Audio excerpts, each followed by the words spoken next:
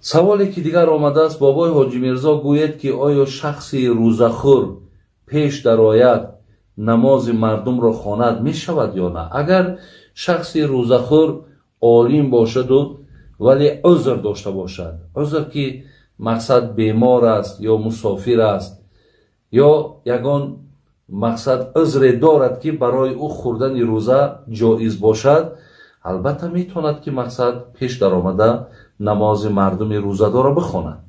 لیکن اگر قصدن و یگان عذر ندارد ولی روزه شا میخورد، این خیل امام از پشتش نماز خواندن از شبهه و از شک خالی نیست. برای همین ما پشت نفرهای نماز خوانیم که البته به البته در اونها یک تقوا باشد، در اونها یک ترس خدا باشد. نمازی که از پشت وی میخوانی و نمازی که از پشت یک امام میخوانی که در او توفیق و در او محبت کم است، البته در ثواب فرق میکنه.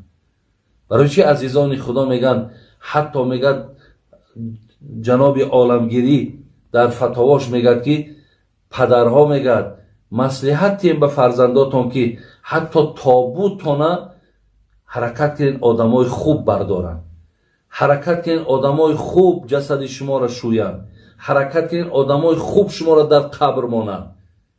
برای چی این سخنان؟ زیرا که آدمای خوب به معنای آدمای با تقوا و آدمای خدا ترس، آدمای به خدا نزدیک، البته اونا مقام و منزلتشون پیش خداوند با دیگر است.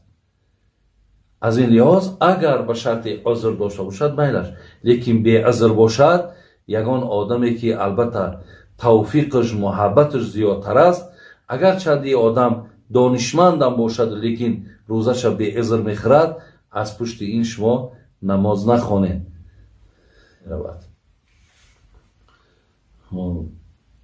بابای حاجی میرزا گوید که آیا از الله بخواهی که جانت را بگیرد گناهگار میشوی یا نه؟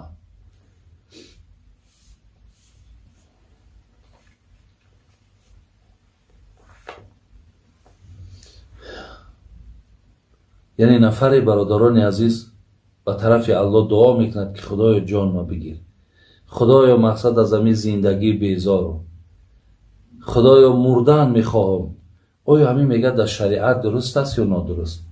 اینجا ما حدیثی داریم از پیامبر نازنین که حدیثی هم بخاری است هم مسلم است. جناب امام ابو هریره روایت میکند که پیامبر ما گفته بود است لا یتمنى احدکم الموت اما محسنا فلعله یزداد و اما مسیئا فلعله یستعتب. شما هیچگاه به سوی خداوند دعا نکنید که خدای جان ما بگیر، خدای ما از همین جان بیزارم، خدایا من از همین حیات مانده شدم، خدایا مقصد حتی بیمارم که باشی، حتی اگر مشکلات هم به سرت بیاد، یعنی حق این دعا کردن میگن نداریم. اما محسنا فلعله یزدان. زیرا عمر برادر عزیز، حیات این خود بسیار نعمت ہے، تو ناشکری از نعمت حیات کردی سی، ناشکری از همین دادگی خدا کردی سی. برای این پیامبر میگه اگر به شرط نیکوکار باشی، تا از خدا مرگ طلب نکن، تا از خدا عمر طلب کن که آدم نیکوکاری با نیکیات به مردم میرسه. اگر آدم بدکارم که باشی، از خدا مرگ طلب نکن و حیات باشو، توبه کو به سوی خداوند که تا که ترا گناهات ببخشه.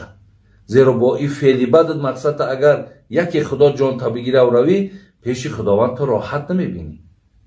برای همین نه آدمی خوب نه آدمی بد از این نعمتی که خدا بر اونها داده است حقی طلب کردن ندارن، بلکه پیامبر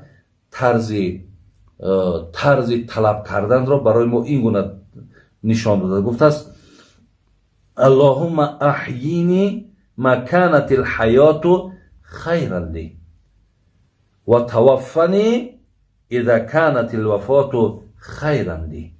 پیامبر گفت اگر بسیار شما اگر خواهید که دعا کنین به سوی خداوند این گونه دعا کنین: خداوندا زنده بدار مرا اگر همین حیات برای من خیر باشد.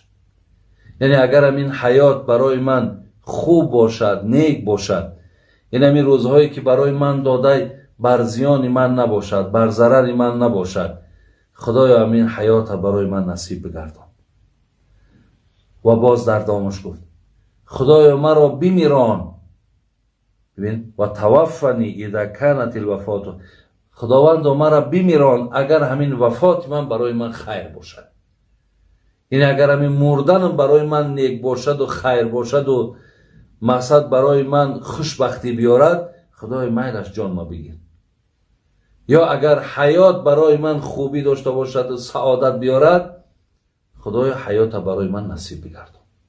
این طرز دعا کردنش این است. ما نمیتونیم این خیلی در حال یک سختی بالا من آمد، یک مشکلات آمد، یا اگر چیزی هم نه آمد، مقصد من این دنیا را که ترک کنم و آخرت برم، اینجا هم حق نداره که از این نعمت ناشکری کنیم.